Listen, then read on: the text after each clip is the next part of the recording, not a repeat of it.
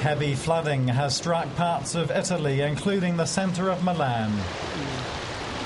One vehicle fell into a hole close to where a new underground subway line is being built. This woman says the underground parts of the river rise every time it rains. I'd like to know who will get on this subway line, but end up drowned rats.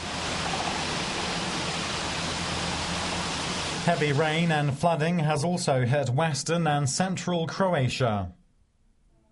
People have been evacuated from their homes in some villages west of Zagreb. With river levels on the rise, rainfall that caused severe flooding in Slovenia made its way towards Croatia.